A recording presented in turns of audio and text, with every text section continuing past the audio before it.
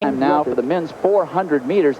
The world record holder Thomas Schönlebe of Germany, 45.05, and the American record by Danny Everett, same time, but all the way in lane, so it's not a world record. And in lane 2, Antonio McKay, the only man to win the World Indoor Championships, 400 meters, as he's won it both the times it was contested. Also a 4-time Millrose winner. And in lane 3, Tyrone Kemp, who is the outstanding athlete of the 1990 Millrose Games. Unusual for a 400-meter runner to get that distinction. Well, he got that for breaking the 4-year streak of Antonio McKay, and you got to think there's a little bit of a grudge match there. In lane 1, Jens Carlowitz of Germany, 2, McKay, 3, Kemp, and in 4, Clarence Daniel. Unusual for the Germans all the way over on the right. Carlowitz knows how to run indoors. He was the 1988 European indoor champion. But those races are traditionally contested on 200-meter tracks. These turns on the 160-yard tracks or 11 lap to the mile tracks, much harder to negotiate. I tell you, this new track, though, has gentler turns, more gentle turns than the old garden track.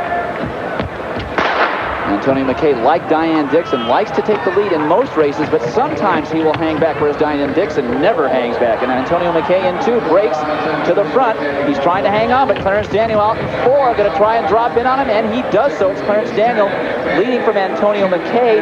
Tyrone Kemp now passing McKay into 2nd, and Jens Carlowitz is trailing in 4th. And you notice that McKay broke stride there. That's something you don't want to do in any kind of race, but especially indoors, because it takes a while to get back. Now, the great thing about McKay is he uses the turns to his advantage. Sometimes he can get up on that turn and use it to come home, but he's got to work all the way back past Tyrone Kemp now, and Daniel's still out there. Tyrone Kemp's stride is broken by McKay. McKay sets his sights on Daniel. He will pass Daniel. It will be McKay. Daniel, very close between Daniel and Kemp for 2nd, but Antonio McKay returns the favor. He cuts off Tyrone Kemp, and he wins once again in the 400 meters at the Millrose Games. You know, in the early Olympics, they used to run the 400 meters not in lanes. The guys had to fight it out, and it took all sorts of strategy. Well, I'll tell you, this is the same sort of strategy that's required. Clarence Daniel ran very well to get out ahead of Antonio McKay. He put all the cards on the table, but look at how McKay used that turn. He rolled off the turn. He used the decline off the turn to roll into the home stretch, a long last home stretch, and he just glided by Clarence Daniel.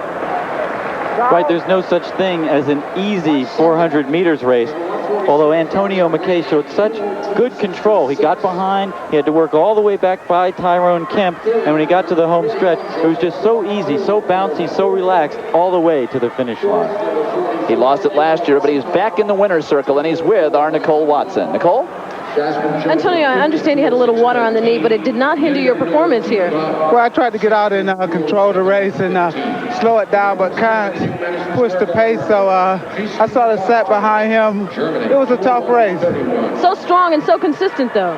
Well, you know, have a lot of people pulling for me, and I sort of run off their encouragement, you know. I like to say hi to my daughter, Antonetta, and my son, Antonio, and Dr. Williams. I told you, if you stick with me, I'll do it. Congratulations with a nice performance. Thank you. I'd like to say hello to everybody at Georgia Tech. Of course, we won the national championship this year, and the basketball team is having a great season.